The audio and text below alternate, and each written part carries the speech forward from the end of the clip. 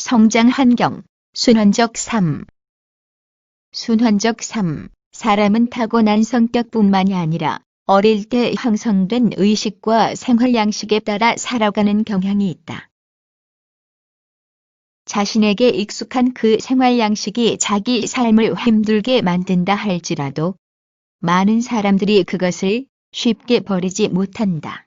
특히 부모와 형제 간의 우애가 없는 가정에서 자란 사람은 사회에 나와서도 인간관계를 맺는 데에 익숙하지 못하고 자존감도 부족하여 자기중심적 사고방식을 갖기 쉽다. 이러한 태도는 스스로를 고립시킴으로 해서 사회생활이 더 힘들어지는 악순환으로 이어진다. 부모가 지나치게 관대하여 자식에게 모든 것을 허용하게 되면 의존적인 성격이 되거나 고집쟁이가 되기 쉽다. 반면 너무 엄격하기만 하여 모든 것을 강요에 의해 움직이도록 만들게 되면 내면에 억압이 작용하여 나중에 크게 비뚤어질 우려가 있다. 그리고 아예 무관심한 부모 아래에서 자란 사람은 본받거나 학습할 표준이 없으므로 해서 균형 잡힌 사고력을 갖게 되기 어렵다.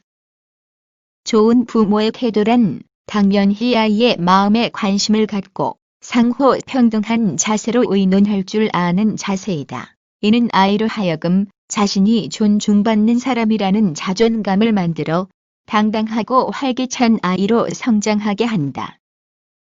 부모 또한 어린 시절에는 자기 부모의 영향을 받았을 것이다. 그렇다면 부모 자식 간의 교육 문제는 대를 이어온 문제라고 할 수 있다. 그러나 인간의 아름답고 강한 점은 그와 같은 수동적 굴레를 벗어날 수 있다는 점에 있다. 자기가 받아온 대로만 자식을 대하는 게 아니라 자기 경험으로부터 새로운 것을 깨달아 스스로 성숙할 수가 있다. 사고력이 부족하고 이성적 판단이 결여된 사람은 학습된 대로만 따라가며 자기 한과 분노를 다른 이에게 연계시킨다. 그러나 자기 분노에서 사랑을 배우고 자기 안에서 따뜻한 이해를 길어 올리는 사람도 있는 것이다. 때때로 부모가 미숙한 인격을 가지고 있더라도 자녀는 성숙한 인격을 갖추고 자실현을 하는 사람도 있다. 지금은 많이 달라지고 있지만 과거로 갈수록 가부장적인 가족 관계가 많았다. 이 아들의 머리에는 부지불식간의 여자는 남자가 시키는 대로만 하고 집에서 일만 하는 것이 기본이라는 사고방식이 들어있게 된다.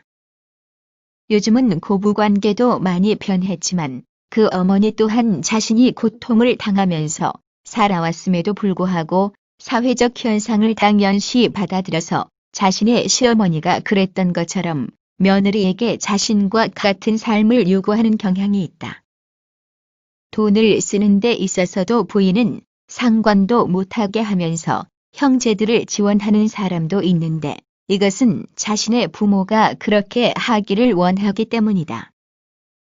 부자는 아니지만 집에서 사랑 속에 곱게 자란 여자도 많은데 이런 여자와 가부장적인 집에서 자란 남자와 결혼했을 때 고부간의 갈등을 겪는 상황에서 남편까지 자신의 어머니 편을 들면서 또는 어머니에게 효도를 해야 된다는 마음에 부인을 이해하지 못하고 오히려 부인을 극한의 상황에 내몰기도 한다.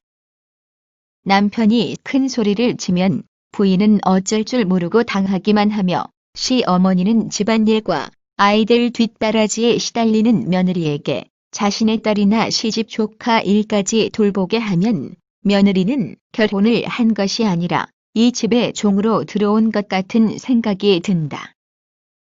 그리하여 갈 곳도 없고 마음을 둘 곳도 없어지게 되어 낙이 없는 생활에서 자식만 바라보고 살게 된다. 자신이 이루지 못한 것을 자녀들이 이루어주기 바라는 마음은 많은 부모들이 갖는다. 공부를 하지 못한 부모는 자녀들의 공부를 위해 헌신하고 돈이 없는 부모는 자녀가 돈을 많이 버는 사람이 되기를 바라는 경향이 있다. 현실의 벽에 부딪혔을 때 자신이 어느 정도 마음대로 할 수 있는 자식을 통해서 욕구를 충족하고 발산하게 되는데 이것이 지나치면 자녀들은 부모의 문제 속으로 들어가게 되고 부모의 통제 욕구에 적응하여 독립적이 되지 못한다. 이런 생활이 다음 세대에도 반복될 가능성이 높다. 사회 분위기가 바뀌어 이런 현상은 차츰 줄어들고 지금은 오히려 시어머니가 마음을 펴지 못하고 며느리의 눈치를 봐야 되는 세상이 되기도 했지만 어느 편이든지 극단적인 것은 어려움이 될 가능성이 높으므로 어떻게 하는 것이 중용의 도리를 지키는 것인지 지혜를 모아야 될 것이다.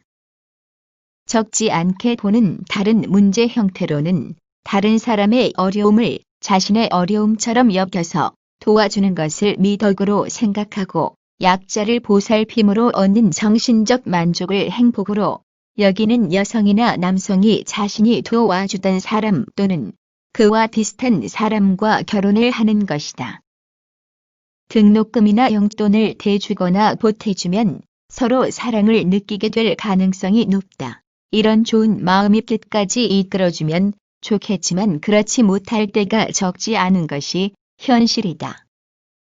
상황이 바뀌어 경제적 도움이 필요가 없어지면 서로의 마음이나 역할도 바뀌어야 되는데 자신의 역할이 없어지는 것을 행복이 없어지는 것으로 여기거나 과거에 도와준 것을 핑계로 지나치게 억압을 하거나 그 반대로 억압을 당하는 것을 당연시하여 부부가 행복으로 이루지 못하고 갈등이 커질 수 있다. 어떤 사람은 어릴 때 아버지 또는 어머니에게 사랑을 받아보지 못하여 배우자를 선택할 때 자상한 마음을 가진 배우자를 선택했다. 그러나 막상 좋은 배우자와 결혼하고 나자 지나치게 배우자에게 의존적이 되어 배우자를 힘들게 한다. 게다가 배우자가 자녀에게 기울이는 관심조차 질투의 눈으로 바라보게 되었다. 이는 어릴 적 상처와 욕구가 건강하게 발전되지 못하고 아주 나쁜 방향으로만 작용된 경우일 것이다. 반면 어떤 사람은 부모에게 깊은 사랑을 받으며 자라 부모에 대한 존경심이 가득했다. 이 부인은 결혼 배우자를 선택할 때에도 당연히 부모와 비슷한 성격과 분위기를 지닌 사람을 선택했다. 앞의 경우와 비슷하게 따뜻한 성격의 사람과 결혼했지만 선택의 동기는 정반대였던 것이다. 이 부부는 행복했을까? 이 사람의 경우는 자기 배우자를 매사에 부모와 비교함으로써 배우자를 힘들게 하고 자기도 불만족이 쌓이는 결과로 나갔다. 이 두 경우 모두 참으로 아이러니컬한 경우라 할 수 있다. 인간이 얼마나 모순적이고 복잡한 성격의 동물인가 하는 생각을 갖게 하는 사례들이다. 이처럼 우리 인간은 어린 날의 성장 환경에 따라 자기 성격과 욕구를 형성하는 경향이 있다. 타인과 세상을 보는 관점도 어린 날의 상처나 기억에 영향받는다. 문제는 그 다음이다. 그러한 기억과 상처가 좋은 방향으로 작용하여 자기 삶을 제대로 세우는 데에 기여할 수도 있고 정반대의 역효과로 나타날 수도 있다.